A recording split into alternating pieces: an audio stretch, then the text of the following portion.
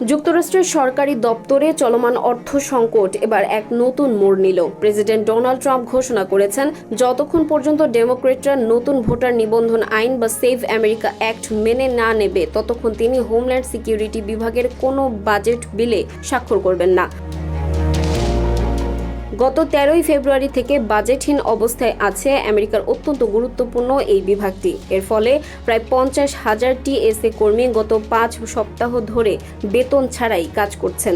এই পরিস্থিতিতে অনেক কর্মী ইস্তফা দিচ্ছেন অথবা অসুস্থতার কারণ দেখিয়ে কাজে আসছেন না, যার ফলে বিমানবন্দরগুলোতে দীর্ঘ লাইনের সৃষ্টি হয়েছে। প্রেসিডেন্ট ট্রাম্প স্পষ্ট করে দিয়েছেন যে নির্বাচনের স্বচ্ছতা নিশ্চিত করতে ভোটার নিবন্ধনের সময় মার্কিন নাগরিকত্বের প্রমাণ বা প্রুফ অফ সিটিজেনশিপ বাধ্যতামূলক করা তার কাছে সব কিছুর চেয়ে বেশি গুরুত্বপূর্ণ।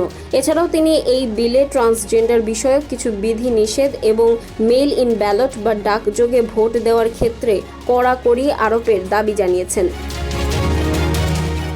রিপাবলিকানদের দাবি, এই আইন ভোট জালিয়াতি রোধ করবে। অন্যদিকে ডেমোক্রেটরা বলছেন, পাসপোর্ট বা জন্ম নিবন্ধনের মতো নথি সবার কাছে তাৎক্ষণিকভাবে না থাকায় অনেক সাধারণ নাগরিক ভোট দেওয়া থেকে বঞ্চিত হতে পারেন।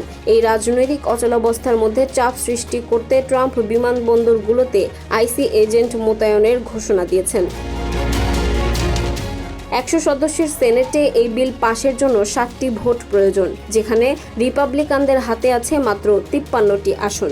এখন দেখার বিষয়, ডেমোক্রেটরা ট্রাম্পের এই কঠিন শর্ত মেনে নেয় নাকি আমেরিকার বিমানবন্দর এবং নিরাপত্তা ব্যবস্থা আরও বড় সংকটের মুখে পড়ে।